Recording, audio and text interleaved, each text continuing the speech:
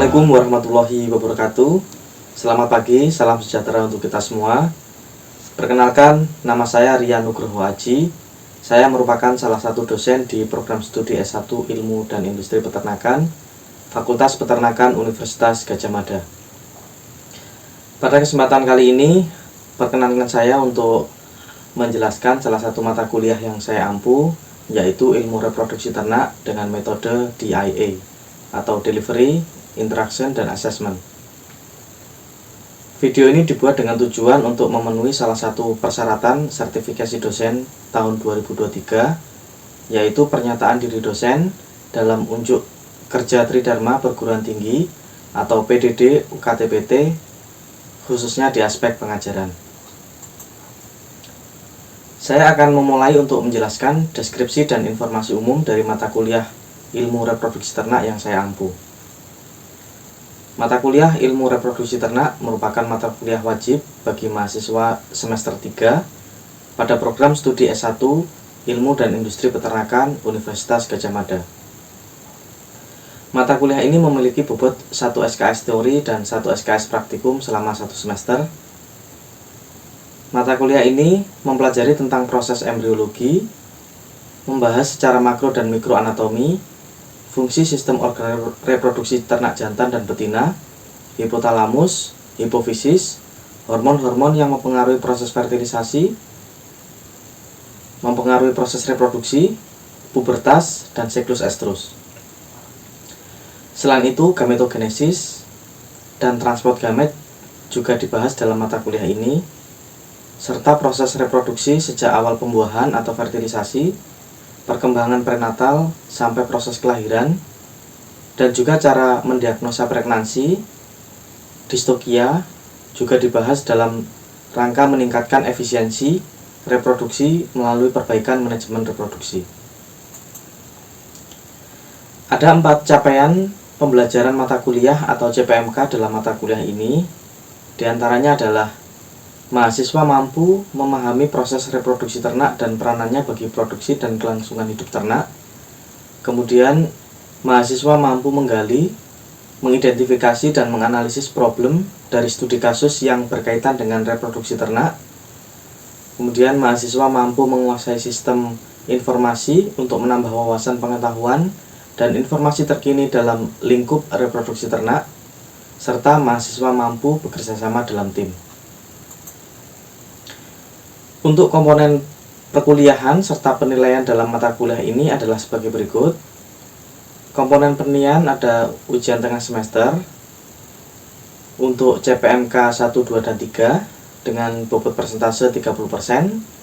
Kemudian ada kuis atau tugas untuk CPMK 1, 2, dan 3 dengan bobot persentase 10%. Kemudian ada ujian akhir semester untuk CPMK 1, 2, dan 3 dengan persentase bobot 30%. Serta praktikum untuk CPMK 1, 2, dan 4 dengan bobot 30% dengan total keseluruhan 100%.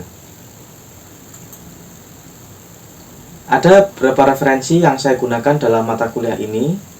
Salah satunya adalah buku Applied Animal Reproduction karangan Burden et al. Kemudian ada Reproduction in Farm Animal karangan Haves, serta beberapa jurnal yang terkait dengan ilmu reproduksi ternak. Selanjutnya, saya akan memberikan cuplikan video tentang proses pengajaran yang saya lakukan dalam mata kuliah ilmu reproduksi ternak secara online atau daring menggunakan aplikasi Zoom. Selamat pagi, salam sejahtera bagi kita semua. Gimana kabarnya teman-teman semua? Sehat kan? Ya, sehat Bapak. Oke, selamat datang di kelas ilmu reproduksi ternak. Ini pada pertemuan pertama ini yang mengisi kelasnya adalah saya. Kemudian nanti untuk materi kuliahnya tentang ilmu reproduksi ternak ini nanti ada 4 dosen yang akan mengajar. Yang pertama adalah saya, yang kedua nanti ada Prof. Dian Widayati, kemudian nanti ada Mbak Widya, Bu Widya, kemudian ada Pak Sigit. Kemudian nanti untuk perkuliahannya nanti kita mulai sebelum UTS ini ada beberapa materi kuliah. Jadi di antaranya nanti ada tentang ilmu apa namanya sistem organ reproduksi jantan, kemudian ada sistem organ reproduksi betina, kemudian ada yang lain juga nanti. Tapi untuk materi yang di kelas saya nanti mungkin 3 kali pertemuan. Nah, dan untuk 3 kali pertemuan itu nanti kita akan membahas tentang organ reproduksi jantan dengan organ reproduksi betina. Baik, untuk memulai kuliah, sebelum kita mulai perkuliahan, mungkin lebih baik kita berdoa menurut agama dan kepercayaan kita masing-masing. Eh, Berdoa dipersilahkan.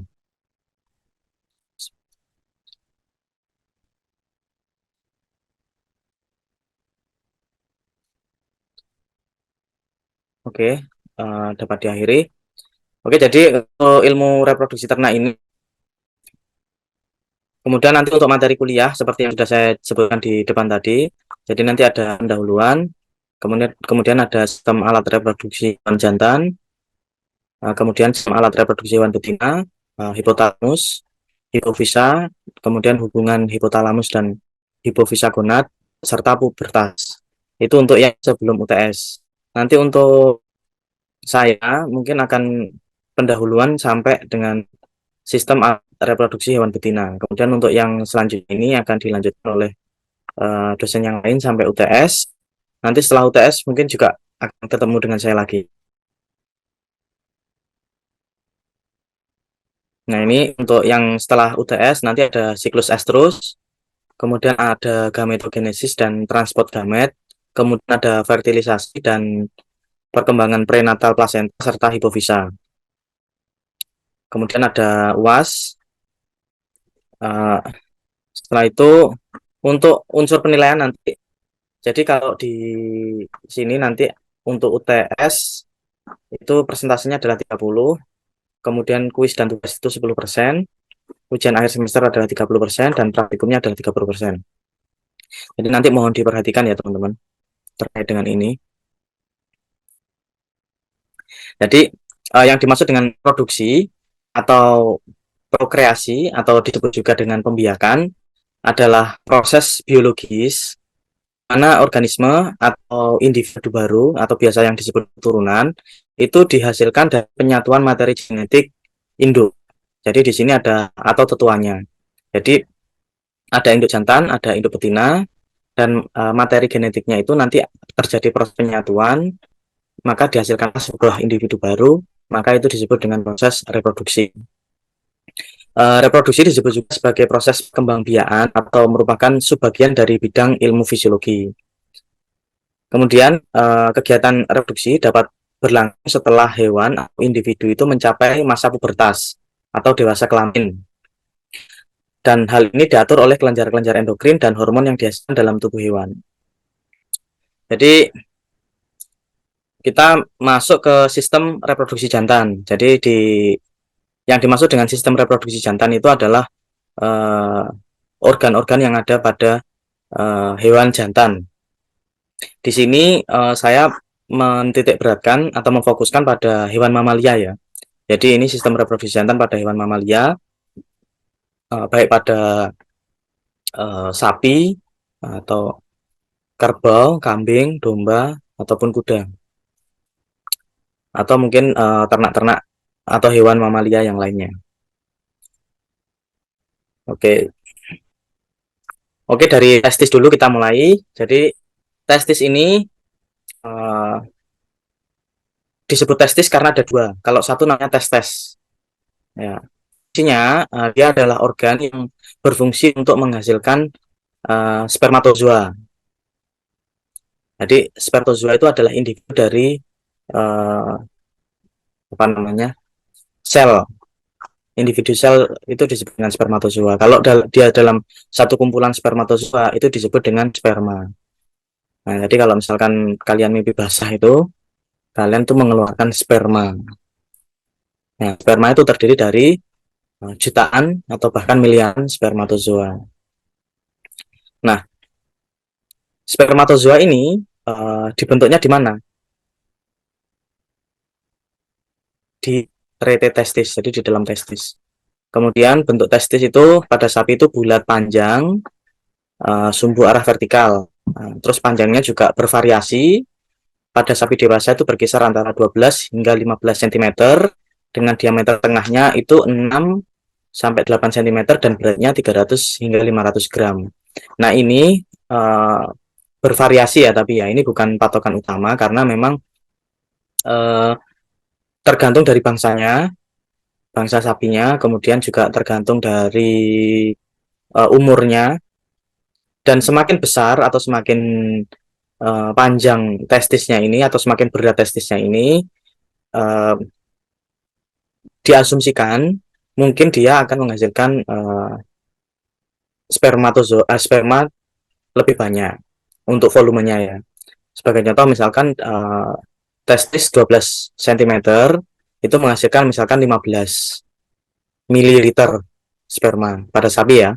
Kalau ukurannya lebih besar itu biasanya lebih banyak lagi biasanya, tetapi ada faktor-faktor tertentu yang hal tersebut juga dapat menyebabkan produksi spermanya itu menurun. Misalkan gini, sebagai contoh sapi limosin yang asli, benar-benar asli limosin yang besar, dia memang ukuran tubuhnya besar, ukuran testisnya besar, tetapi pada proses ejakulasi yang ketika dia ditampung untuk diambil spermanya itu biasanya akan terjadi penurunan baik itu volume ataupun kualitasnya. Nah, itu dipengaruhi oleh biasanya stres memang. Kemudian testis itu dibungkus oleh kapsul putih mengkilat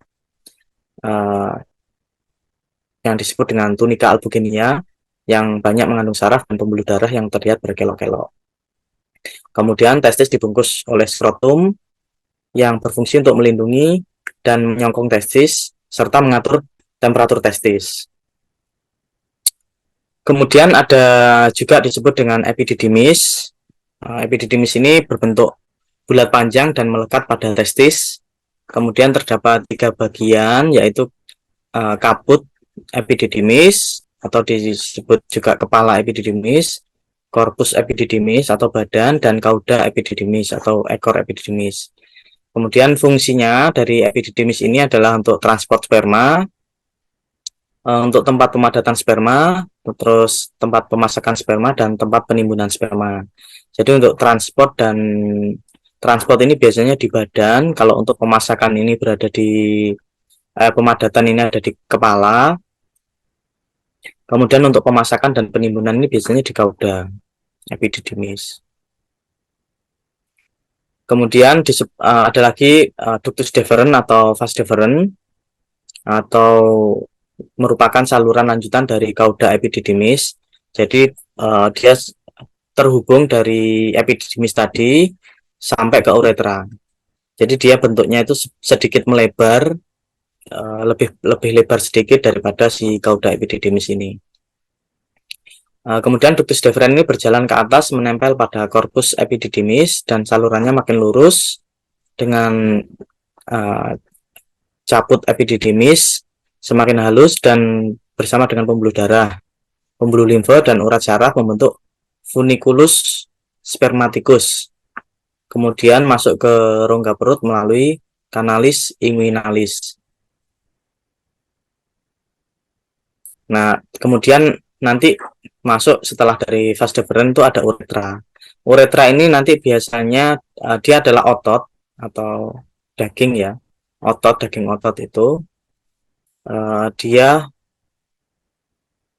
bentuknya lebih fleksibel. Kalau pada laki-laki, nah itu yang kalian bisa mengkeret dan memanjang dan memendek itu ya uretranya ini. Nah, fungsinya untuk si uretra ini adalah untuk menyalurkan sperma dan urin. Kemudian menurut letaknya uretra dibagi menjadi 3 bagian, yaitu pada pars pelvina atau bagian pelvis, kemudian pars bulbouretralis, ini pada sapi ya, kemudian pars penis, itu yang terlihat biasanya ini bentuknya penis ini. Kalau yang di pelvis ini dia akan menempel pelvis, kemudian bulbouretralis ini dia bagian tengah, dan ini adalah penis. Ini yang akan memanjang dan memendek itu bulbouretralis ini. Bagian belakang dari vesika urinaria terdapat bangunan kecil atau disebut juga colliculus seminalis, dan di bagian depannya ada muara bersama dari ampula dan saluran kelenjar vesicularis. Terkait dengan testis tadi, apa ada pertanyaan? Mungkin?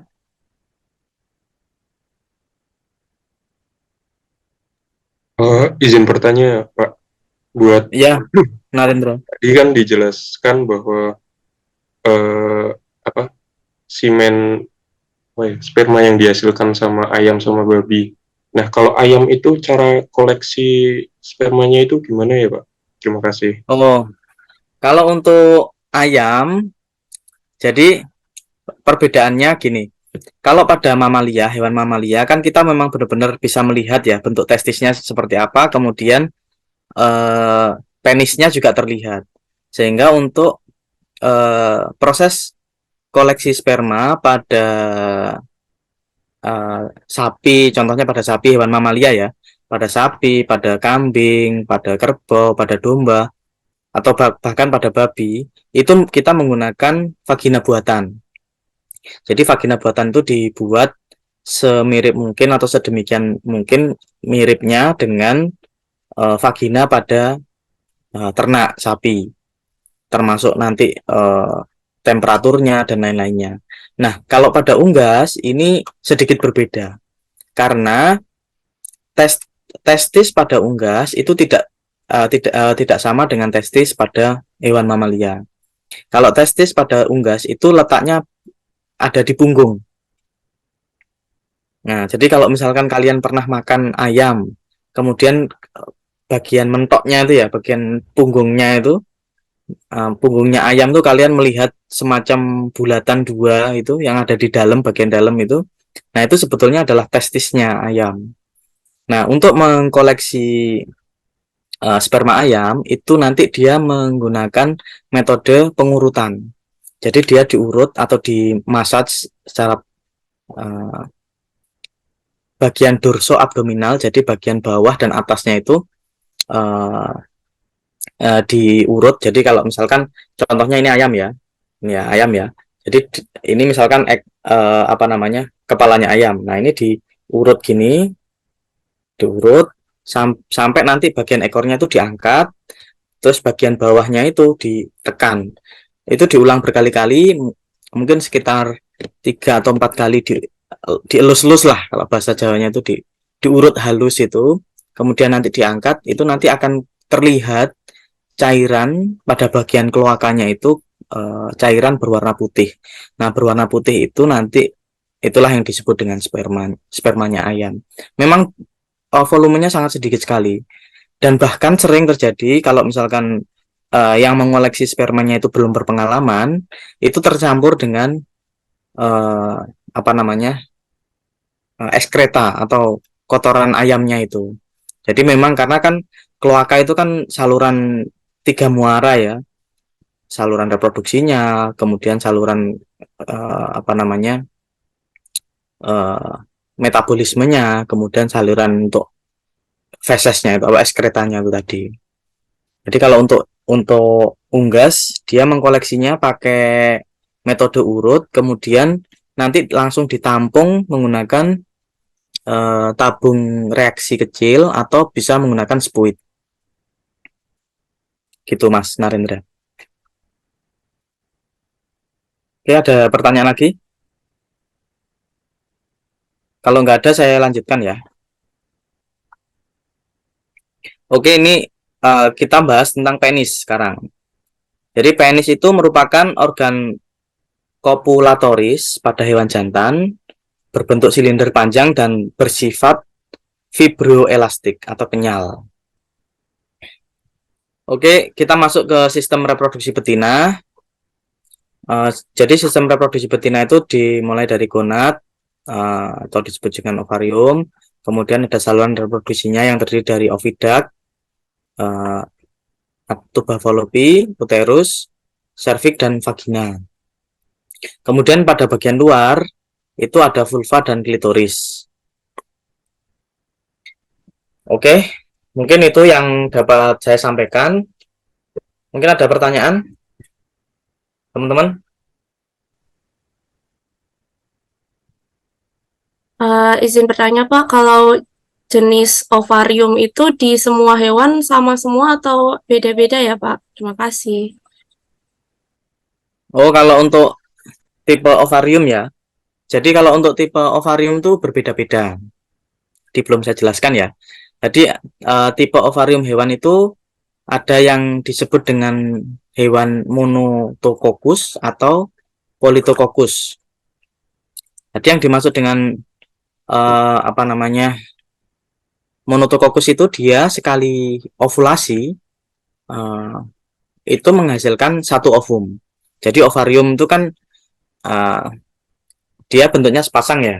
Kalau pada sapi, contoh-contoh hewan yang monotokokus itu pada sapi, kemudian pada kerbau, pada kambing, pada domba itu monotokokus. Jadi pada saat dia ovulasi, itu dia akan ovulasinya tuh satu atau maksimal dua lah. Karena ada kiri dan kanan ya. Jadi ketika dia sudah folikel itu di dalam ovarium itu ada folikel.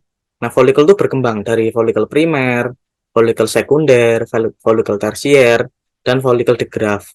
Kalau sudah sampai pada folikel de Graaff, si ovum ini kan sudah siap untuk ovulasi, mateng lah. Nah, sel telur nanti itu akan diovulasikan.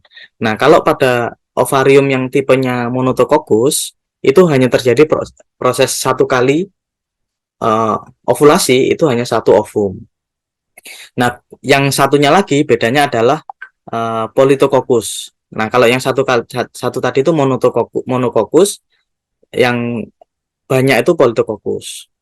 Nah, contoh-contoh hewan yang politokokus itu pada babi. Yang dia anaknya banyak, sekali beranak itu nggak cuma satu. Kucing, kucing, terus babi, kelinci. Nah, itu dia bentuk ovariumnya berbeda. Nah, itu yang akan membedakan juga nanti bentuk tuba falopinya. Jadi pada hewan-hewan politokokus atau ovariumnya tipenya politokokus, itu tuba falopinya itu juga akan lebih fleksibel. Jadi contohnya ini sel telur ya, ini ovarium ya. Ini tuba falopi. Yang dia nanti fungsinya akan menangkap si sel telur yang diovulasikan ya. Nah, kalau pada sapi itu bentuknya cuma seperti ini. Jadi hanya satu gini. Jadi ketika si ovum ini ovulasi, si sel telur akan langsung masuk ke tuba falopi dan ditangkap. Tapi kalau untuk yang hewan politokokus, dia fleksibel. Dia akan mengikuti ini dipengaruhi oleh hormon ya. Dia akan mengikuti di mana sel telur yang siap untuk ovulasi. Dan itu yang ovulasi lebih dari satu. Jadi dia akan bergerak seperti ini, lebih fleksibel. Seperti itu. Ada yang lain? Bapak, Ini apakah saya terdengar? Randy ya? Iya, Pak. Lewat chat ya ini ya, Randy ya? Tadi. Bukan. Oke. Sebentar tanyakan. Saya izin bertanya nggih, Pak. Proses reproduksi itu berkaitan erat dengan adanya mekanisme fertilisasi antara spermatozoa dan ovum. Ya. Ketika ternak jantan dilakukan kastrasi, itu apakah tidak mengganggu produksi spermatozoa yang berdampak pada kemunduran kinerja reproduksi ternaknya? Adakah esensi tujuan dari proses kastrasi tersebut? Oke. Ini jadi proses kastrasi ya. Nah, jadi proses kastrasi itu kastrasi itu ada dua macam.